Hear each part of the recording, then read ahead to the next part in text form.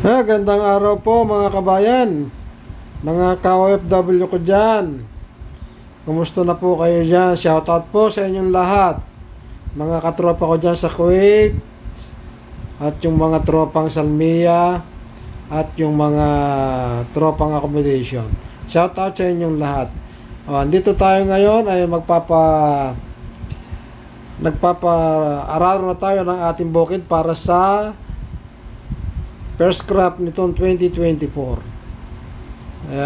Napakalakas po ng ulan noong nakarang araw, kaya ito magpapa-rotovator na tayo. Papaararo na tayo ng ating bukid. Matagal-tagal din po akong na hindi nakapag-upload ng mga video kasi po masyado tayong busy ngayon. Kaya shoutout po sa inyo lahat. Ito na lang po, nagbabalik na naman po. Ito si Bapa. Kumusta po yung mga subscriber ko? Sana po lagi po kayong mag-iingat sa lahat ng oras. At yung mga hindi pa po nakapag-subscribe, mag-subscribe na po kayo para makasama ko na kayo sa ating mga video na ating i-upload. Maraming salamat po sa wala niyong sawang pag-suporta sa aking channel, Bapas Farm Nelson. Maraming salamat po sa inyo. At sana po na lagi po kayong mag-iingat sa lahat ng oras. Nandito po tayo sa Bapas Farm. Ayan po, pinaararo na natin ng ating bukid. At ngayon po ay makikita rin po ninyo yung ating mga tanim na tanglad. Nabili na po, dumating po yung buyer ng tanglad natin. Kaya hinarvest ko na rin po ang tanglad na ating tanim. Konti lang po yun, 20 puno lang yun. Kaya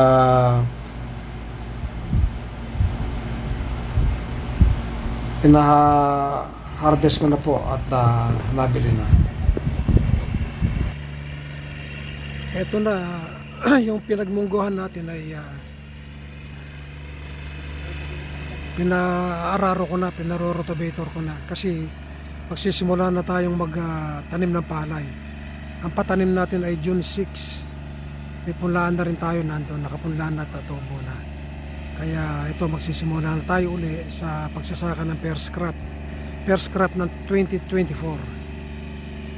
Ayan siya. Ayan yung kubota nag-aararo. Ayan.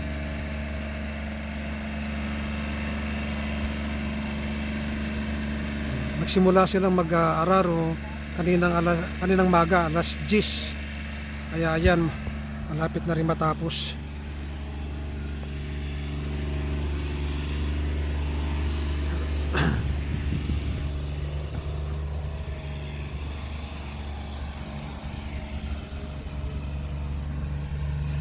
Ayan, malinis na.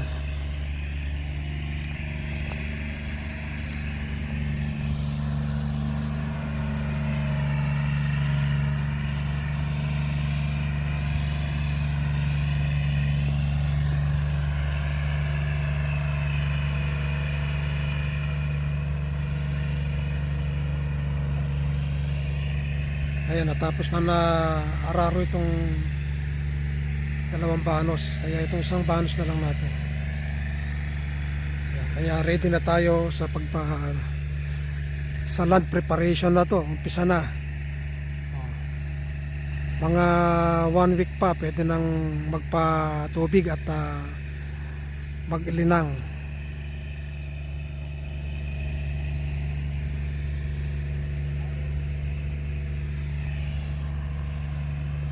Kaya marami tayong maraming umpisa na naman tayo dito sa ating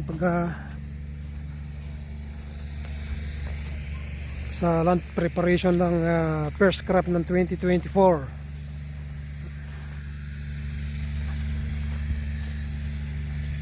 Ayan.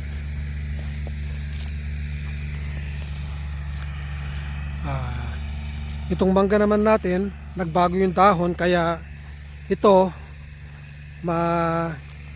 mapapa-spray ko to mga October pa. Yung flowering stage na to, mga October pa.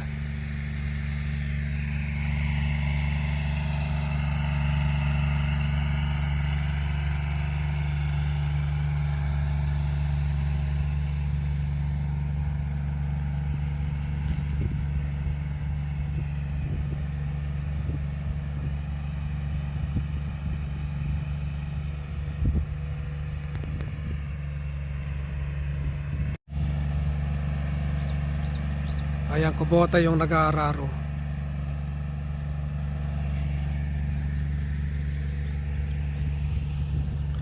Ayan yung mga manok natin, oh.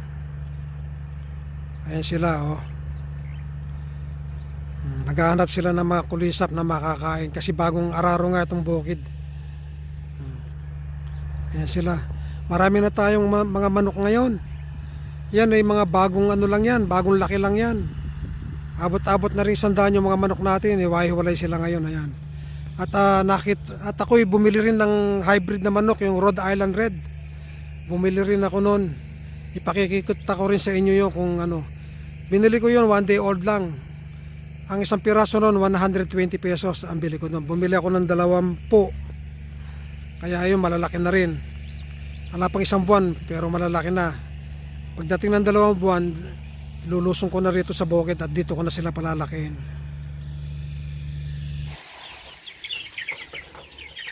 Hello mga kabayan, ayan yung mga nabili kong Rhode Island Red. 1 day old ko lang nabili yan. 120 per piece yan. Kaya ngayon malalaki na. Oh. Kaya ano, bali 24 pieces yan. Ayan, oh. 1 buwan yan nung May 20. April 20 ko kasi nabili yan. May 20 nung 1 buwan. Kaya ayan, nakalalaki na, oh. Mga 2 buwan, tatanggalin ko na rito sa brooder. Ilalagay ko na doon sa likod. Palalakihin ko na doon. Oh. Kasi ito, delikado pa to kung ilalagay ko na doon sa likod. Pakakainin ng daga. Kaya ito, pinalalaki ko pa lang. Hybrid to, yung mga imported to, Rhode Island Red. RIR. Ayan siya, oh.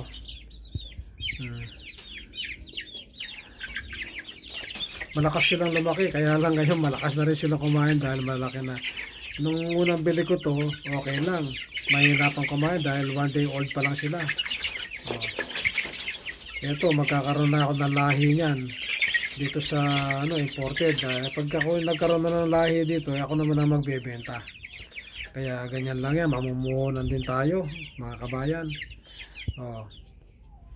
Kaya sila. Ayan, parang tigil kumain hanggang kahit na gabi. Kaya nga ito, lagi ko silang pinabubusog. Kaya ito, pag naparami ito, dadalhin ko na rin sa bukid. Doon ko na lang sila pre-range sa chicken na lang ako ng Rhode Island Red. Yan, kalalaki na, no, mga kabayan. Ito yung update ko sa inyo sa ating alagang Rhode Island Red. 1 buwan na sila nung 20 ng May 20.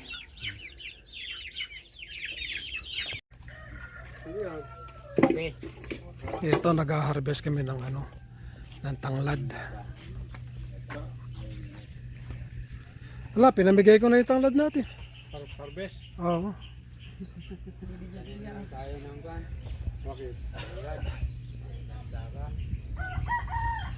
Saka. Baka naman pag tinamihan natin, hindi naman nila kukunin. Ay, kukunin po namin yan po eh. Kasi po hindi tayo nagkakatagpo nun. Eh ngayon po eh. Saan ba kayo? Dito lang po sa Tarosa. Kasi nung member ko sa dyan dito sa Masaganang Buhay, kami ng ganyan. Merong iniinggan nyo kami magtanim dun nun ganyan. Apat na lang po lang dito lang. Sa bundok po nagpatanim. Basta po talaga luto sa ulan. Ha? Kahit sa hektarya?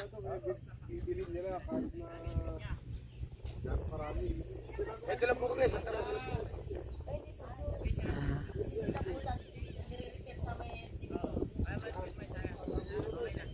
Ilang row tina? 2 row? Ito mga nasa yung sa 1 dampo tatanim natin. Yung iba kami na magtatanim doon. Kami ko tatanim ko na yung matatagaman niya na.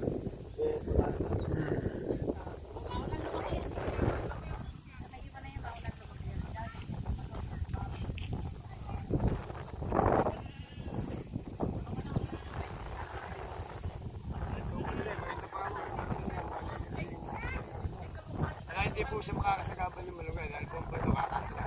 Oh.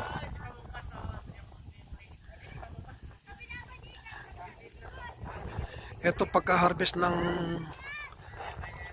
tanglad, tinataniman na uli. Bali 20 puno ang naibenta.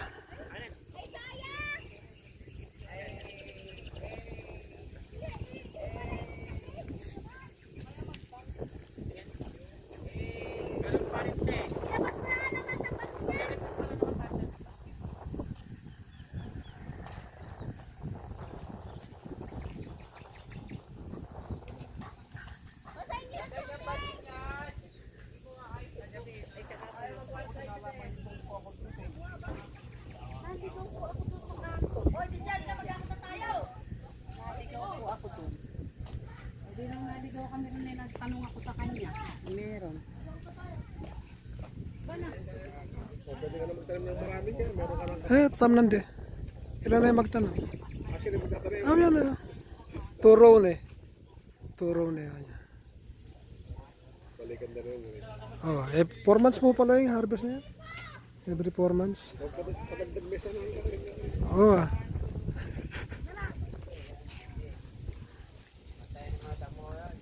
Papatam na lang akong pingkay eh. Malunggi. Malunggay naman. Tambulong. Daw ng malunggay. Inaarki ay binibili din yun. Opo.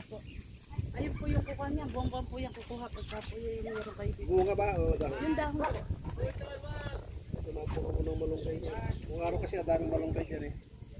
Hindi po kasi, kumbaga po kasi yung lugar nyo na to, hindi talaga kitain ng mga namimili. Dahil Katago talaga. tago.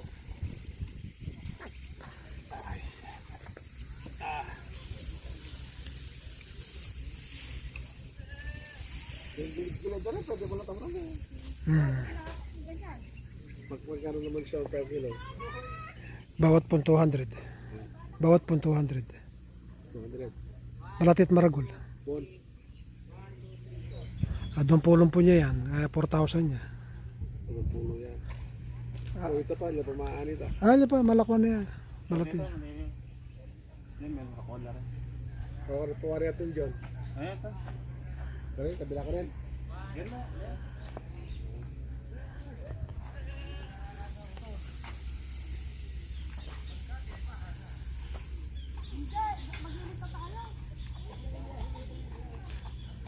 Okay mo rin kung every 4 months na eh. Lalo yung sigurong dagol ng kagad yan kapag inabonan mo yan eh. Abagipin. Naging talahib yan eh.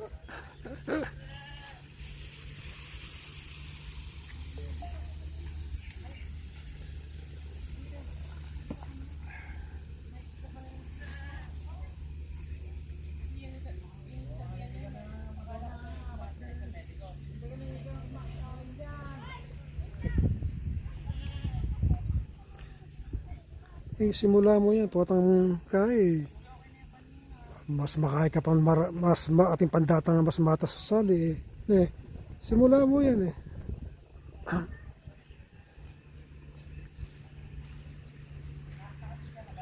Ganito pa yung may seminar kanya yung public yung Saragossa. Kita naman nagyang kaya, nagyang pala yung kare naman, talaga yung taksi, nagkama rin yun. Nagawan tayo kaya eh. Laro, ang laro. Paano? Pabanglo na eh. Paano yung tayo, gusto talaga mo kayo. Ang kalahit yung sampo na ito siya.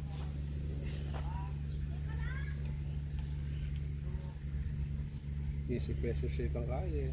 Itang meto nga malaking mineral natin. Ikaw, suot ka na ano? Ikaw, suot ka rin. After 1, 2, 1, 2, 3.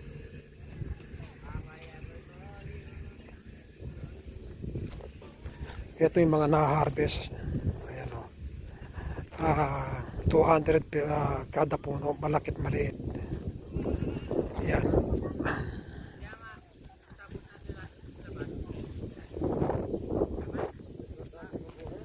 Ha? Mabilis lang magbuhay.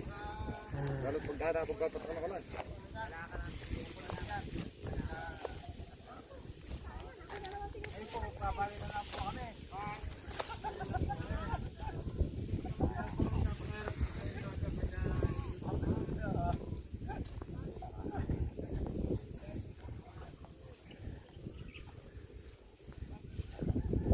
nyo, kung may mga isang pita kayo, kung yan pupulin natin.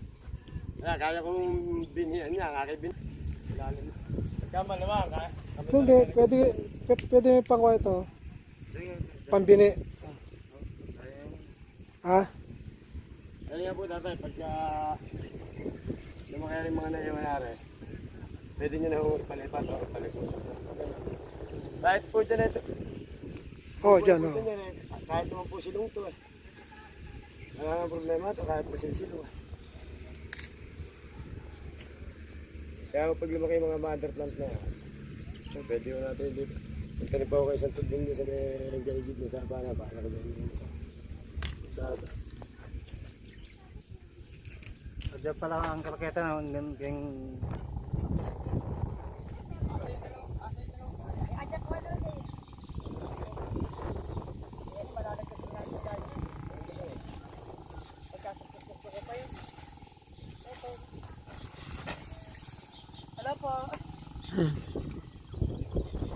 Ito yung mga namili ng mga tanglad. Masisipag talaga. Ang buhay talaga, sipag lang. Kailangan magsipag para Oo.